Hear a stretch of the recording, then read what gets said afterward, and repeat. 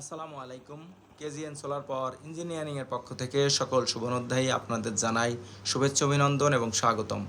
সম্মানিত শুভনোধ্যায়ী, আপনারা দেখছেন আমাদের আরও একটি 5.5 এসপি সোলার ইরিগেশন সেচ পাম্পের পানি উত্তোলনের দৃশ্য। আমরা এখানে 200 ফিট বোরিং করেছি, 100 ফিট ফিল্টার এবং 100 ফিট পাইপ এখানে ব্যবহার করেছি এবং আমরা চেষ্টা করি সবসময় বোরিংগুলো 200 ফিট করা এবং 8 ইঞ্চি করার, তাতে পানির ফ্লোটা অনেক ভালো হয়। আর এখানে আমরা grade 1 Indian submersible pump motor এবং এমএস পাইপের কলাম পাইপ ডেলিভারি দিয়েছি 4.5 ইঞ্চি।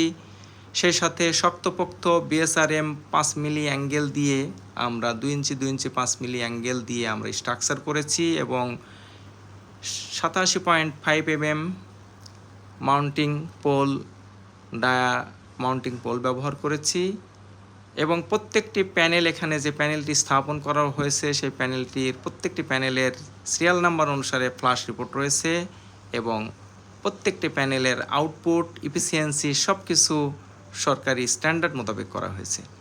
সেই সাথে আমরা প্রত্যেকটি প্যানেলের সাথে 4টি করে নাট কানেক্ট করেছি, যেন যে হুক দিলে যে কোনো সময় প্রাকৃতিক দুর্যোগে প্যানেল উড়ে যেতে পারে। আমরা এখানে শক্তপোক্ত চায়না নাট আমরা ব্যবহার করেছি স্ট্রাকচারের সাথে, যেন দীর্ঘস্থায়ীভাবে প্যানেলগুলো কানেক্ট থাকে সোলার স্ট্রাকচারের সাথে।